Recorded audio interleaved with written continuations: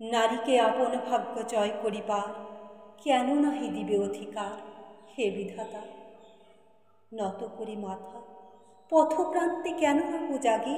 ক্লান্ত ধৈর্য প্রত্যাশা পূরণের লাগি দৈবাগত দিনে শুধু শূন্যে চেয়ে রব? কেন নিজে নাহি লব চিনে সার্থকের পথ? কেননা ছুটাবো তেজে সন্ধানের রথ? দুর্ধর্ষ অশ্বেরে বাঁধি দৃঢ় বলগা পাশে, দুর্জয়ে আশ্বাসে দুর্গমের দুর্গহ হতে সাধনার ধন কেন নাহি করি আহরণ, প্রাণ করি পণ? যাব না বাসর কক্ষে বধূ বেশে বাজায়ে কিঙ্কিণী, আমার প্রেমের বীর যে করো অসংকিনী। বীর হস্তে বরমাল্য লব একদিন, সে লগ্ন কি একান্তে বিলীন ক্ষীণ দীপ্তি গধূলিতে? কভু তারে দিব না ভুলিতে মোর দৃপ্ত কঠিনতা, বিনম্র দীনতা সম্মানের যোগ্য নহে তার।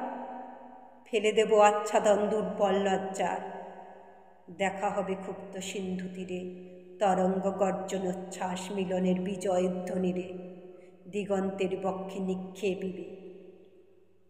মাথার গুণ্ঠনে খুলি কবতারে মর্তে বাতরি দিবে, একমাত্র তুমি আমার।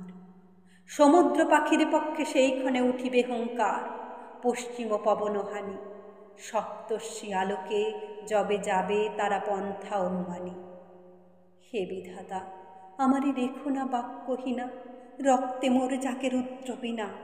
উত্তরিয়া জীবনের সর্বোন্নত মুহূর্তের পরে জীবনের সর্বোত্তম বাণী যেন ঝরে কণ্ঠ হতে নির্বারিত স্রোতে, যাহা মোর অনির্বচনীয়।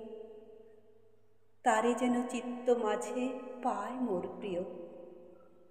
সময় ফুরায় যদি, তবে তারপরে শান্ত হোক সে নির্ঝর নৈঃশব্দের নিস্তব্ধ সাগরে।